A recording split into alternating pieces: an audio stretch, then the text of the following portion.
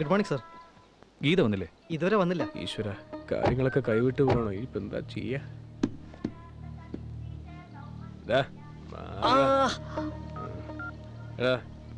എന്താടാ പറ്റിയേ? ഗീത ഇതുവരെ വന്നില്ല.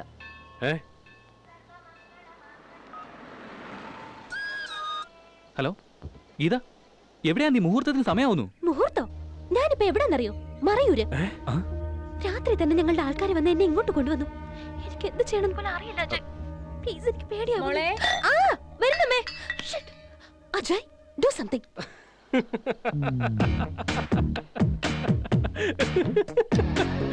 Your love is gone. My love is gone. Our love is gone.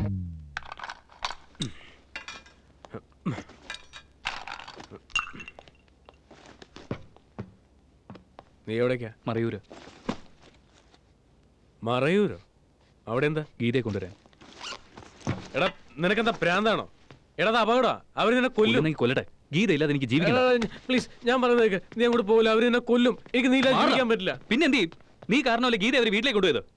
ആര് തിരിച്ചു കൊണ്ടുവരും? നീ പോയി കൊണ്ടുവരുമോ?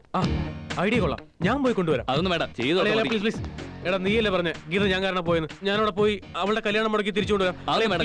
പ്ലീസ്, പോയിന്റ് വീണു. ഹെഡ്സ്. എടാ, നീയാ ജയിച്ചു. അപ്പൊ ഞാനല്ലേ പോണത്. എടാ, പ്ലീസ് പ്ലീസ് പ്ലീസ്. കളിയാ, ഞാൻ ഫിക്സ് ചെയ്തു. ആ സ്ഥലം ഭയങ്കര ഡേഞ്ചർ. അവർ നിന്നെ കൊല്ലും. ഈ ബാഗ് എനിക്ക്, ഈ ബാഗ് നിനക്ക്. എടാ ഗീത, ഞാൻ കൊണ്ടുവരാം. അല്ലളിയ, എന്നെ അങ്ങോട്ട് അയക്കാൻ വേണ്ടി നീ ഡ്രാമ കളിക്കൊന്നുമല്ലോ. അങ്ങനെയാണെങ്കിലും കുഴപ്പമൊന്നുമില്ല. നീ എന്റെ ഫ്രണ്ടാ, എനിക്ക് നിന്നെ വിശ്വാസം. No problem. നേരം വെളുക്കണേന് മുൻപ് കള്ളം കുടിച്ചു വന്ന് ഭാര്യയും മക്കളെ അടിക്കുന്നു. നാണം ഉണ്ടോടോ തനിക്ക്? അത് കണ്ടു രസിക്കാൻ കുറെ ആൾക്കാരും. നോക്കു ചുള്ളേ, നീ ഈ കാണിക്കുന്നത് വലിയ മിടുക്കായിട്ടൊന്നും നീ കരുതണ്ട.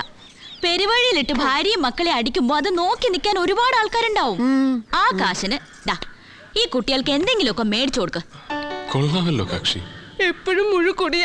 ഇന്നലെ രാത്രി 12:05 വരെ